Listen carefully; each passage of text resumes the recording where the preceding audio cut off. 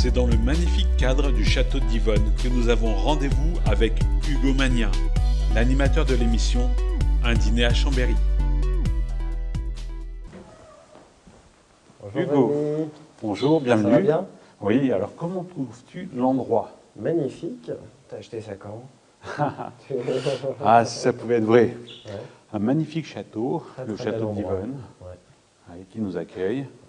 Et je te propose de passer à la bibliothèque Oui, très bien. pour un peu parler de ton actualité. D'accord, eh ben, si tu veux. Allez. Avec plaisir.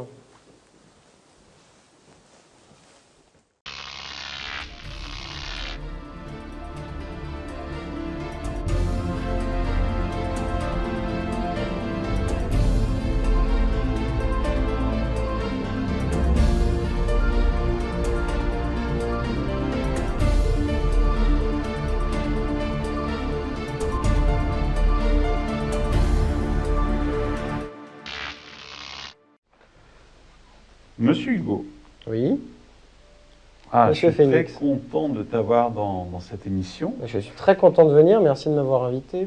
Je t'en prie. Donc, déjà, dans un premier temps, on va parler un peu de tes actualités. Ouais. Alors, que se passe-t-il dans le monde de Hugo Magnien? Oh, plein de choses. Il y a plein de choses qui se passent dans ma tête. Mais en ce moment, c'est l'émission. C'est un dîner à Chambéry. Un dîner à Chambéry. Voilà, exactement. Mhm. Qui est diffusé à la télévision et sur Internet. Merveilleux. Quelle chaîne? 8 Mont Blanc. La dernière fois, je suis allé à ton émission. Oui. Oui, je t'ai un peu remué le cerveau. Un petit peu, juste à peine, juste à peine. J'ai perdu toute crédibilité en tant qu'animateur à cause de toi. Ah, mais on a vu un animateur hors du commun. C'est vrai, c'est vrai. Hein, tout timide, tout troublé. À un moment donné seulement. Heureusement. Ouais, Et après, le vrai Hugo est revenu. voilà. Celui qu'on n'aime pas, quoi. Même pendant l'émission, je travaille beaucoup à ma mauvaise image. À ta mauvaise image. Alors là, c'est la première. La Ouais. première émission, Mind Magic, votre esprit fait des miracles. Tu m'en avais parlé, oui. Oui, et tu connais un peu le concept. Et c'est plutôt que je ne sais pas vraiment ce qui m'attend. Donc, Bon, là tu vas voir, ça va être des petites expériences Ouais. intéressantes. Mais là, déjà, dans l'idée du concept, aller chez les gens pour pouvoir les aider, développer leur potentiel ou les aider dans leurs problèmes. Tiens, qu'est-ce que tu en penses? C'est une très très bonne idée parce que on peut voir plein de. Moi, je me suis un petit peu documenté sur ça la première fois que je t'ai reçu dans l'émission. Oui. Et en fait, c'est l'hypnose, c'est quelque chose qui est très utilisé dans beaucoup de domaines, en fait, on se rend compte. Donc c'est vrai que ça peut être très intéressant. Ouais. Il ne va pas y avoir que de l'hypnose, différentes techniques. Ouais. Mais effectivement, c'est pouvoir aider. Donc c'est vrai que ça change de un dîner à Chambéry où Complètement. c'est un peu plus convivial, Ouais. délirant et autres. Et là, on est dans un domaine un peu plus sérieux. Ouais. Mais je veux quand même amener... C'est pas du divertissement, ce que tu fais, ton émission, c'est pas du divertissement. Alors, C'est effectivement, là, il y a une partie qui est très sérieuse, où on va Voilà. aider. Et pour montrer aux gens ce que l'on peut faire grâce à des outils qui sont mal connus. ouais. Et pouvoir aussi faire des petits passages de divertissement. D'accord. Donc Hugo, je t'ai fait venir pour faire différentes expériences amusantes, ludiques. Et pour ce faire, j'ai pris ici des cartes de visite. Les cartes de visite du château, D'accord. que je vais ici positionner devant toi. Voilà. Ok? Tout va bien. Tout va bien. Alors, j'ai demandé un instant d'oublier complètement les cartes qui sont là. D'accord. Et tu sais que dans un jeu de cartes, on a 4 dames. La dame de cœur, de carreau, de pique et la dame de trèfle. Ok? Donc ces 4 cartes sont assez intéressantes. Bon, beaucoup de gens, quand on leur demande de choisir une dame, on pense en premier à la dame de cœur, hein, l'amour Bien qui sûr. va bien sûr, mais tu peux choisir n'importe quelle carte. Dans un instant, je vais te demander de laisser pousser à l'intérieur de ton esprit une de ces 4 dames, ok, très fortement. Et la visualiser devant toi, ok? Simplement juste là devant. Et là, parmi cela, tu as quelle carte qui te vient juste là en tête? Je le dis, Oui, la dame de trèfle. la dame de trèfle. D'accord. La dame de trèfle, tu viens de la choisir. Et là, je vais te demander de me donner un chiffre entre 1 et 4. Celui que tu veux, au hasard. 3. 3. Ok. Tu veux commencer par ce côté ou simplement celui-ci? Comme tu veux. Celui-là. Ok. Retourne à la troisième carte en partant de ce côté. Qui est là, La dame de trèfle. la dame de trèfle. D'accord. Bien. Alors tu aurais pu choisir n'importe quelle autre carte. Ouais. Cœur, carreau, pique. Mais je savais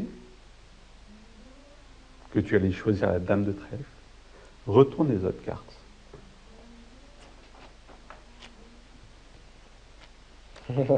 Non, c'est pas vrai. La seule carte qui est là, la dame de trèfle. D'ailleurs, qu'on va retourner pour les téléspectateurs. Non, ouais, c'est bluffant. Il existe un tour similaire, plus ou moins, pour les magiciens, où effectivement, il y a des cartes, et la personne doit penser, une des dames, et il étale, et une seule carte est à l'envers. Il y a un truc, puisque c'est un tour de magie. Bien sûr. Et quand j'ai vu ce tour de magie, je me suis dit, tiens, ça serait intéressant de le reproduire de façon mentalistique à 100%. Est-ce que tu as eu l'impression d'avoir été influencé quelque part? Non, pas spécialement, non, non, non. Et pourtant, tout le long, Pour tout le long, c'était prémédité. je t'ai induit la dame de trèfle, l'emplacement, par où tu voulais commencer. Tout a été fait de A à Z, D'accord. sans même que l'on puisse s'en apercevoir. Ben, je sais pas quoi dire dans ces conditions. Tu vois, je perds un petit peu mes moyens là. D'accord. Nous voici maintenant à Lausanne afin de rencontrer Maria qui va nous expliquer ce qu'elle aimerait rapidement transformer dans sa vie. Maria, nous sommes maintenant ici chez toi, beau petit appartement avec un chat que j'ai vu passer, qui s'appelle Tarzan. Tu n'es pas obligé de tout dire, mais en quelques mots, qu'est-ce qui t'empêche d'avancer? Qu'est-ce que tu ressens? C'est vrai que j'ai eu un passé très difficile et lourd. Et du coup, j'ai remarqué que j'arrive pas à avancer car j'ai encore certains blocages, je dirais au niveau émotionnel. Donc, un peu pour tout, j'ai du mal par exemple, à m'exprimer en public sans penser qu'on pense du mal de moi ou par exemple, j'ai du mal à exprimer mes sentiments, enfin m'ouvrir. T'ouvrir aux autres. Voilà, exactement. D'accord. Quand tu as dit que tu as eu un passé très difficile, c'est-à-dire, en quelques mots, tu pourrais dire quoi?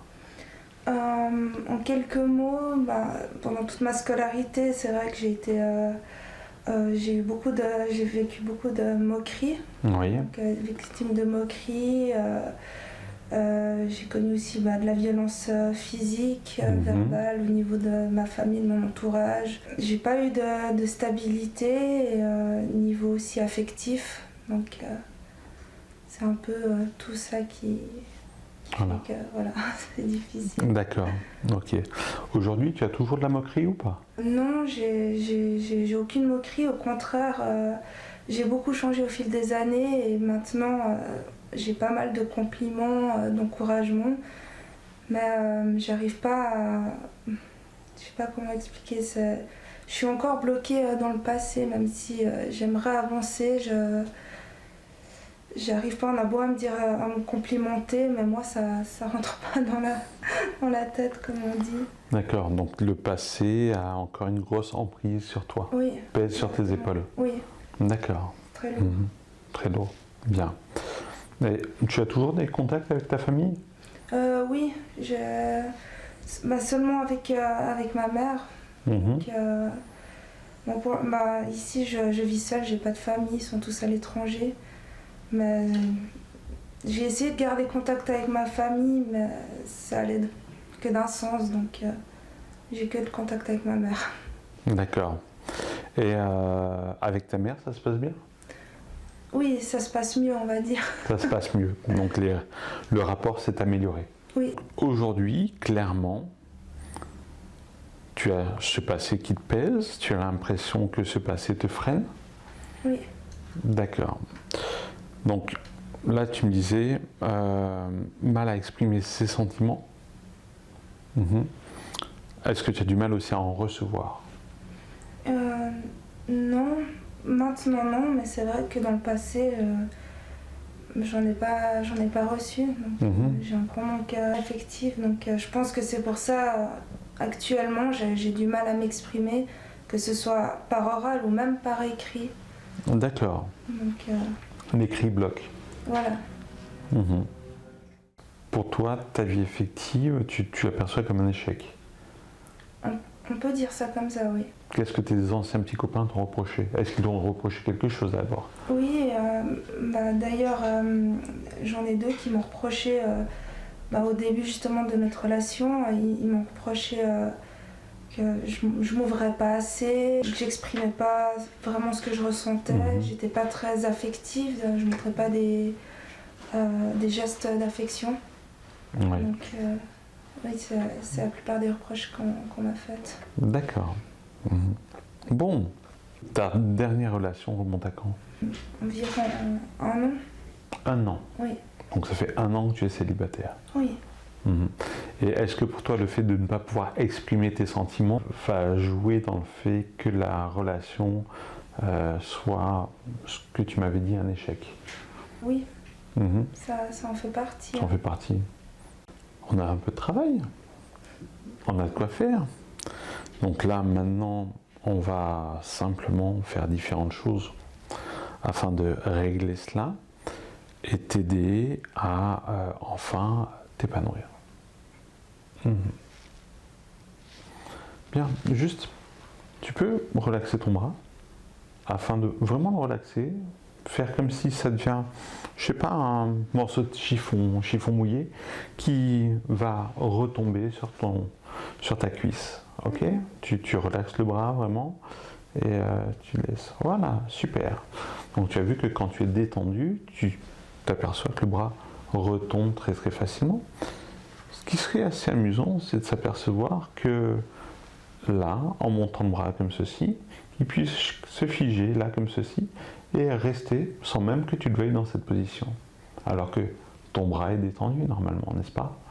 Et là, regarde ce qui se passe, le bras reste tout seul. Ouais. Tu le remarques?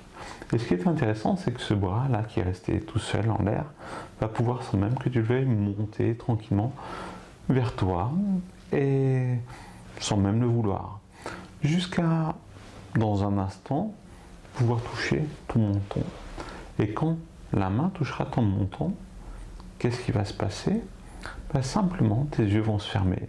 Et tu vas te sentir bien, très bien, et descendre encore plus profondément à l'intérieur de toi-même afin de résoudre les choses. Et là, le bras commence à monter encore et encore. Voilà, comme ceci.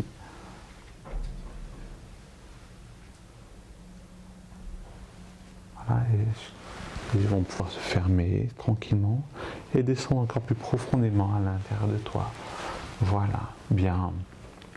Et là, dans un instant, le bras va redescendre. Et plus il va redescendre, et plus tout ton corps va se relaxer, te sentir bien, et descendre dans un état agréable et profond, afin de pouvoir simplement aller résoudre ce qu'il y a à résoudre et te libérer.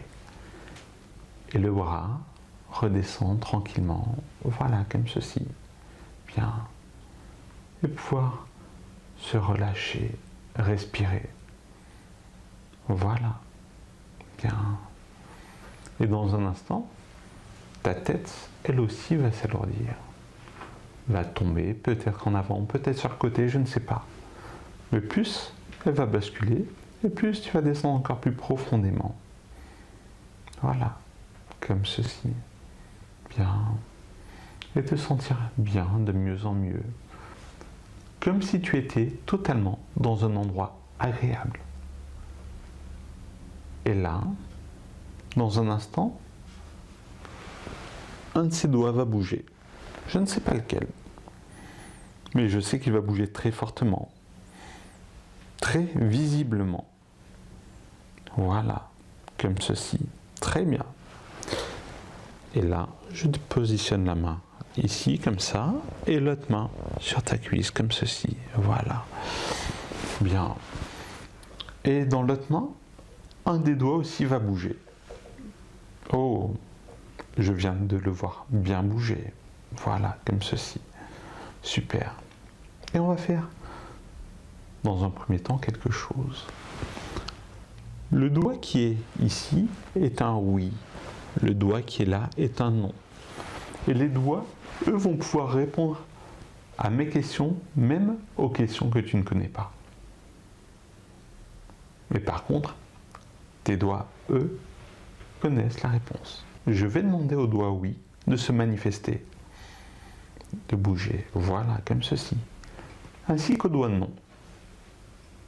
Super. Peut-être que tu as effectivement reçu de la violence physique et morale.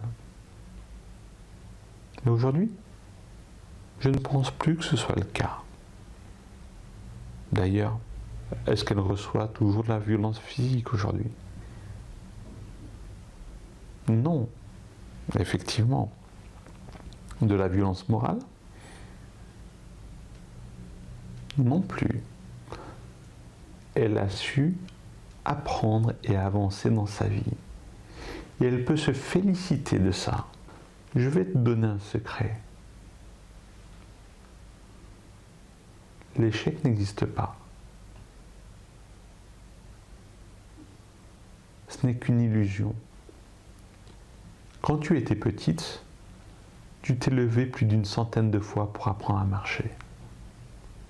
Si tu avais cette notion d'échec à cette époque, tu serais encore en train de marcher à quatre pattes. Mais ce n'est pas le cas. Tu es debout. Et tu as essayé encore et encore jusqu'à pouvoir marcher.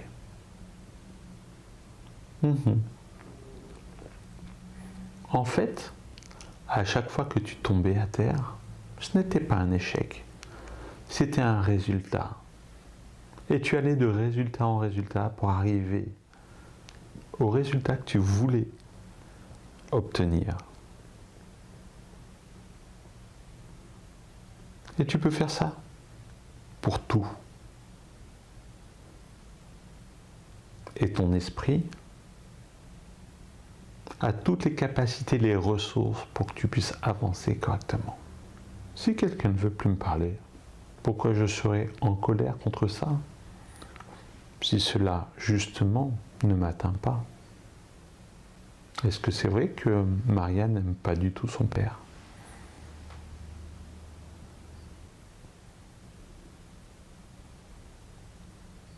Ah, petit dilemme à l'intérieur.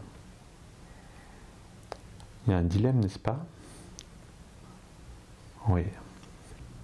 Et si, simplement, elle acceptait de l'aimer et lui pardonner ce qu'il fait et ce qu'il a fait, afin de pouvoir simplement se sentir bien avec elle-même. Car il n'y a rien de plus beau que le sentiment d'amour, de paix et de sérénité. Pas spécialement pour lui, mais pour elle. Qu'elle puisse avancer dans sa vie. Et le jour où il voudra lui parler, elle pourra se sentir bien et accepter cet échange. Car elle sera en paix avec elle-même. Si elle garde ce sentiment négatif à l'intérieur d'elle, le jour où il voudra lui parler, elle sera sur sa défensive. Et ce n'est pas le but. Comme elle l'a dit, elle veut retrouver une bonne communication avec ses parents. Un sentiment de paix, de sérénité, de calme, car tu avances dans ta vie. Et je vois une petite larme couler. Et je pense que cette larme est une larme de bien-être, de libération. Est-ce cela? Oui. Ah bah ça c'est du oui, effectivement. Bien. Et pouvoir continuer à avancer. Et une partie de ton esprit va pouvoir utiliser ce que l'on a fait à tout ce qui est nécessaire de faire à l'intérieur de toi. C'est grâce à ces choses que tu es devenu toi. Car dans toute chose, il y a du positif. Tu fais tomber tous ces sacs qui étaient sur tes épaules pour enfin devenir légère et avancer. Et prendre confiance en toi. Car ton esprit fait des miracles.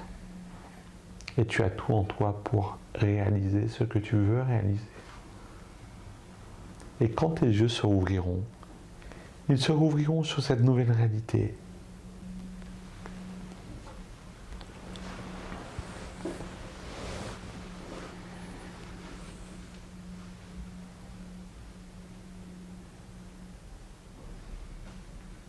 Non, ça n'a pas coulé. Comment te sens-tu? Je me sens un peu toute bizarre. Toute bizarre. Oui, Mhm. un peu tremblante, mais Un peu tremblante. Pourquoi? C'est une sensation négative, positive? non, plutôt positive. Positive, d'accord. Mhm. Comme ému? Oui, Voilà. Avant, tu avais quoi comme émotion? De la colère, oui, de la colère, de la haine, de la haine carrément, voire de l'incompréhension. voilà, Mhm. D'accord. surtout l'incompréhension. Mhm. Tu sais, les enfants entre eux, des fois, sont terribles. Avant la séance, tu te sentais comment à l'intérieur de toi Euh, par rapport à tes problèmes? J'avais plutôt un esprit négatif. Négatif. D'accord. Ce qui veut dire que là, ça a changé? Oui, en tout cas, je la ressens plus. D'accord. Mhm. Je me sens plus sereine. Plus sereine. Oui. Sur une échelle de 1 à 10, où mettrais-tu ta sérénité? 8. Waouh! 8 sur une échelle de 1 à 10. Ok. C'est pas mal. Avant, ta non-sérénité sur une échelle de 1 à 10 était à combien? 3. À 3. Donc Maria, quelles sont tes impressions? Qu'est-ce que tu as ressenti? Qu'est-ce qui s'est passé là? À l'intérieur de moi, j'ai ressenti une sorte de boule à l'estomac, comme si j'avais envie d'évacuer quelque chose. Et c'était aussi pareil au niveau de ma hanche, je ressentais une énorme lourdeur, comme une sorte de forte douleur qui a disparu. Qui a disparu après. D'accord. Donc, mais c'est vrai que c'était la douleur à la jambe, elle était désagréable. D'accord. Et la boule, qu'est-ce qu'elle a fait? Elle a disparu? Elle a fondu? Oui, elle est remontée. Je sais pas comment expliquer. C'est remonté, ça a disparu petit à petit. C'est parce que c'est une façon pour ton corps d'exprimer quelque chose, que quelque chose ne va pas. Et le fait d'avoir fait un travail sur cette chose a permis simplement à cette boule de disparaître. Bien. Ok, bah tu as fait un beau boulot aujourd'hui. Est-ce que tu as noté d'autres choses? Non, à part qu'actuellement je ressens une certaine fatigue. Mhm.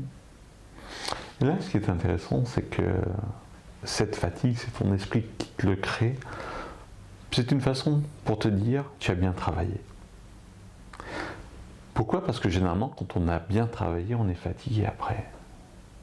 Et ce qui est très intéressant, c'est que cette fatigue ton esprit peut la faire disparaître très facilement en un claquement de doigts, simplement comme ceci, et pouvoir sentir l'énergie qui monte à l'intérieur de toi et te sentir beaucoup mieux maintenant. Et là, comment te sens-tu? Je ne le ressens plus du tout. Je vais te demander simplement d'observer. D'observer ce que ton esprit, ce que ton être va créer de nouveau chez toi. Bon, dans une semaine alors. Dans une semaine. Ça marche. Dans la prochaine émission, vous verrez la suite des événements pour nos 2 participants. Après avoir vu 3 fois Maria, sa meilleure amie verra-t-elle des changements considérables? Hugo, lui, participera à une autre expérience où il sera à la fin très surpris en voyant les images que nous avons prises de lui. Tu le sais que t'es un malade, c'est pas possible.